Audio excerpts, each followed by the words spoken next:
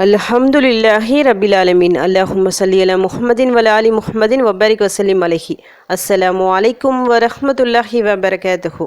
Welcome to voice of ஈமான். எல்லாரும் எப்படி இருக்கீங்க? நல்லா இருக்கீங்களா? அல்ஹம்துலில்லாஹ். அல்லாஹ் சுப்ஹானஹு வ தஆலா உங்களுக்கு நீண்ட ஆயுளையும் ஆரோக்கியத்தையும் வழங்க வேண்டும் என்று துவா செஞ்சு ஆரம்பிக்கிறேன். நாட்களிலேயே மிக சிறந்த நாளான ஜும்மா நாள் என்று இந்த நாளின் முழு ரஹ்மத்தும் பரக்கத்தும் பாக்கியமும் நம் அனைவருக்கும் கிடைக்க வேண்டும் எனவும் துவா செஞ்சுக்கிறேன். அல்லாஹ் சுப்ஹானஹு வ தஆலா விரும்பக்கூடிய நாள் இந்த ஜும்மா நாள். அல்லாஹ்வின் பார்வையில் எல்லா நாளும் சமமான நாள் தான். ஏன்னா எல்லாத்தையும் படைத்தவன் அல்லாஹ் தான். இருந்தும் இந்த ஒரு நாளை விரும்பக்கூடியவனாக இருக்கின்றான். அதனால தான் இந்த நாளில் நிறைய சிறப்புகளை தந்திருக்கின்றான் மற்ற நாட்களை விட. இந்த நாட்களில் நாம் செய்யும் ஒவ்வொரு அமலுக்கும் அதிகமான நன்மைகளும் கூலிகளும் உண்டு.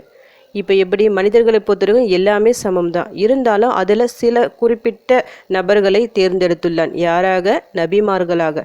அந்த நபிமார்களிலும் அல்லாஹ்விற்கு மிக விருப்பமான நபி சொல்லிட்டு நபிமார்களும் இருக்கிறாங்க.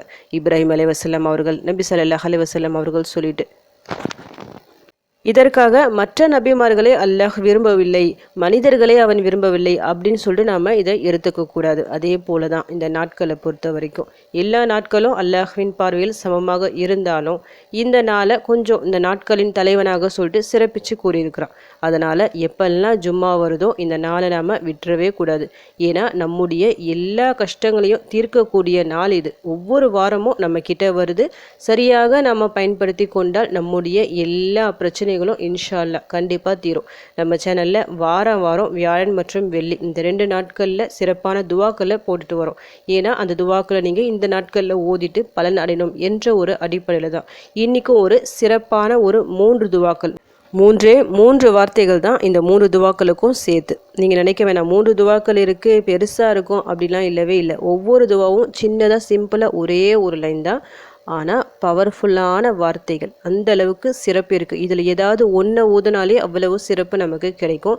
3த்தையும் சேர்ந்து சிறப்பான இந்த நாளில் ஓதும்போது கேட்கவே வேணாம். நான் ஒன்றா சொல்கிறேன், எத்தனை முறை ஓதணும் இதையும் சொல்கிறேன். அவசியம் ஓதிக்கிங்க. இப்போ இந்த நிமிஷம் பார்த்து உங்களுக்கு டைம் இருந்துச்சுன்னா இப்போ நீங்கள் ஓதலாம். அப்படி இல்லைன்னா ஜும்மா தொழுகை முடிஞ்சுட்டு ஓதுங்க. குறிப்பாக அசருக்கு பிறகு மஹரிப் வர இந்த 3 துவாக்களையும் ஓதிட்டே இருங்க. குறைஞ்சது 100 முறை சொல்லிட்டு மொத்தமாக 300 முறை ஓதிக்கிங்க. இது குறைந்தபட்சம்.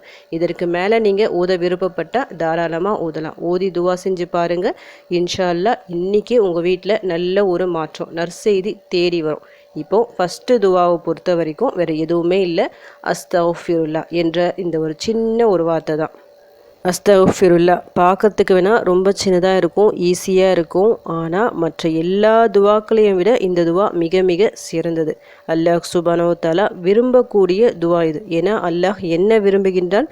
தன் அடியான் தன்கிட்ட பாவ மன்னிப்பு கேட்கணும் சொல்லிட்டு விரும்புகின்றான். அவன் கேட்குறான், உங்களுக்கு பாவங்கள் மன்னிக்கப்படணும்னா என்கிட்ட வாங்க, நான் உங்கள் பாவங்களை மன்னிக்கின்றேன். எந்த அளவுக்கு நீங்கள் அதிகமாக தௌபா செய்கிறீங்களோ அதை விட பல மடங்கு நன்மைகளை நான் உங்களுக்கு தருவேன். செல்வத்தை வாரி வழங்குவேன், தோட்டங்களை தருவேன், ஆறுகளை தருவேன், நல்ல மழையை தருவேன், குழந்தை பாக்கியங்களை தருவேன், ஆண் குழந்தைகளை தருவேன் சொல்லிட்டு அல்லாஹ் சுப்ஹானஹு வ தஆலா வாக்கு கொடுத்திருக்கின்றான் இந்த சின்ன ஒரு துவாவிற்காக. லைஃப்பில் கஷ்டங்கள் எல்லை மீறும்போது, முசீபத்துக்கள் தொடரும்போது வேறு எதை பற்றியும் நீங்கள் யோசிக்க வேண்டாம். அஸ்தக்ஃபிருல்லா இல்லைனா உங்களுக்கு ஏதாவது தெரிஞ்ச நல்ல ஒரு தௌபாவிற்கான துவாவை எடுத்துக்கோங்க. அதை மட்டும் ஓதிட்டே இருங்க. எல்லா முசீபத்தும் ஒன்றொன்னா விலகும். நம்ம அறிந்தோ அறியாமலோ செய்த சின்ன பெரிய தவறுகளுக்காக தான் நமக்கு சோதனைகள் வருகின்றன. சில விஷயங்கள் நமக்கு தெரிஞ்சிருக்கும், தெரியாமலேயும் நடக்கும். அதனால் எப்போவுமே தௌபா செஞ்சுக்கிட்டே இருங்க. இது பல குழப்பங்களிலிருந்து பல சோதனைகளிலிருந்து உங்களை காப்பாற்றும். அடுத்து 2வது துவா. இதுவும் அல்லாஹ்விற்கு பிடித்த ஒரு துவா தான். அல்ஹம்துலில்லாஹ் எல்லா புகழும் இறைவனுக்கே. மிக மிக சிறந்த ஒரு வார்த்தை. அல்லாஹ்விற்கு நன்றி செலுத்தக்கூடிய வார்த்தை. நமக்கு ஏதாவது ஒரு பிரச்சனை வருது, அல்லாஹ் அதை நீக்குகின்றான். அந்த நேரத்தில் நீங்கள் என்ன செய்யணும்? அல்ஹம்துலில்லாஹ் சொல்லிட்டு சஜ்தா பண்ணுங்க.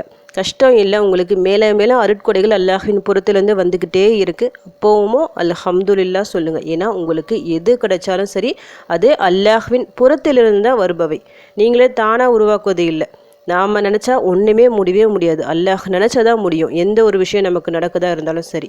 அதனால் நல்லதாகட்டும் கெட்டதாகட்டும் எல்லா நிலையிலும் அல்ஹம்துலில்லாஹ் சொல்லுங்கள். அல்லாஹ் உங்களுக்கு மேலும் மேலும் அதிகப்படுத்துவான்.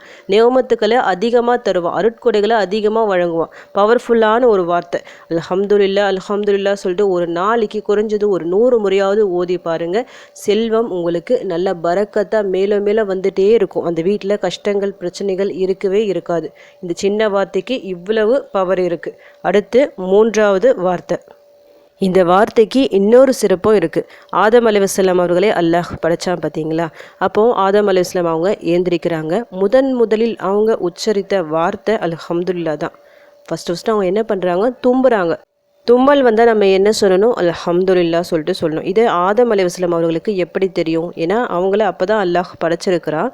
ஆனால் எழுந்த உடனே அவங்க அல்ஹம்துலில்லாஹ் சொல்கிறாங்க தும்முன உடனே. ஏன்னா அல்லாஹ் ஏற்கனவே அவங்களுக்குள்ளே புகுத்திட்டான்.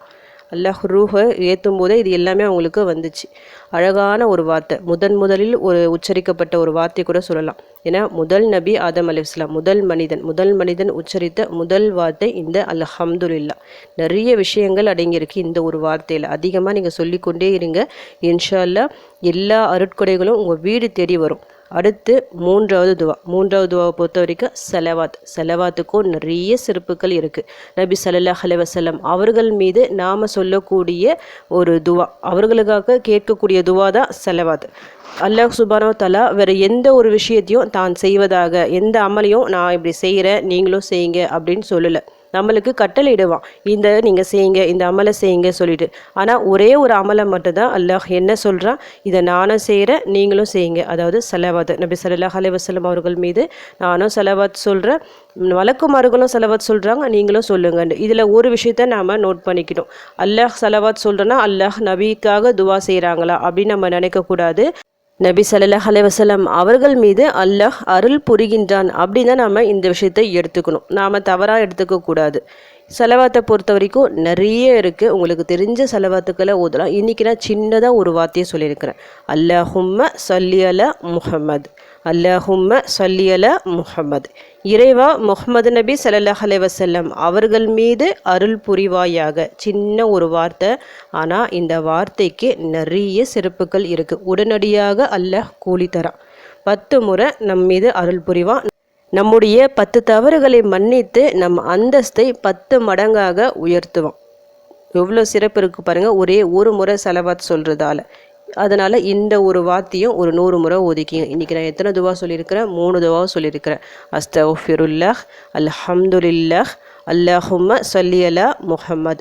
இந்த ஒரு 3 வார்த்தையை குறைஞ்சது ஒவ்வொரு வார்த்தையையும் 100 முறை சொல்லிட்டு ஓதுங்க. 100 முறை ஓதுனா எவ்வளவு நிமிஷம் உங்களுக்கு ஆக போகுது? ரொம்பலாம் உங்களுக்கு டைம் எடுக்காது. 10 நிமிஷத்துக்குள்ளேயே எல்லாமே முடிஞ்சிடும். 10 நிமிஷமே அதிகம் தான். 300 முறை அழகாக நீங்கள் ஓதி முடிச்சிடலாம். டைம் இருந்தால் இன்னும் எக்ஸ்ட்ரா ஓதிக்கிங்க. எவ்வளவோ அதிகம் ஓதுறீங்களோ அவ்வளோ அதிக நன்மைகள் கிடைக்கும். அதை ஓதிட்டு நல்லா துவா செய்யுங்க. உங்கள் கஷ்டங்கள் பிரச்சனைகள் என்ன இருக்கோ அது அல்லாஹ்விடம் கேளுங்க. அல்லாஹ்விடம் கேட்டாதான் கிடைக்கும். வலியுறுத்தி கேளுங்க. அல்லாஹ்வால் மட்டும்தான் அந்த கஷ்டத்தை நீக்க முடியும்.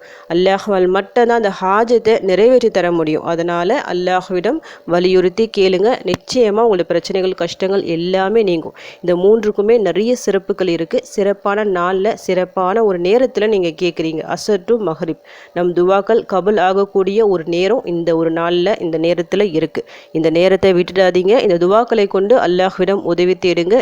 இன்ஷா அல்லாஹ் உங்கள் எல்லா கவலைகளும் பிரச்சனைகளும் நீங்கும். அல்லாஹ் நினச்சா ஒரு நொடி போதும், அதுவே அதிகம்தான். இந்த ஒரு நாளில் அவன் மிக சாதாரணமாக தீர்த்து விடுவான். நம்பிக்கையுடன் கேளுங்க. இன்ஷா அல்லாஹ் உங்களுக்காக நானும் துவா செஞ்சுக்கிறேன். எனக்காகவும் என் குடும்பத்திற்காகவும் நீங்களும் துவா செஞ்சுக்கிங்க. அல்ஹம்துலில்லாஹ். இந்த வீடியோ உங்கள் எல்லாருக்கும் யூஸ்ஃபுல்லாக இருந்துக்கும்னு நினைக்கிறேன். நீங்கள் தெரிஞ்ச இந்த விஷயத்தை மற்றவங்களுக்கும் எத்தி வைங்க. இதன் மூலம் அவர்களும் பலனடையலாம். இன்ஷா அல்லாஹ். அடுத்த பதிவில் சந்திக்கலாம். ஜஸக்கல்லாஹு கைரன் கசீரா.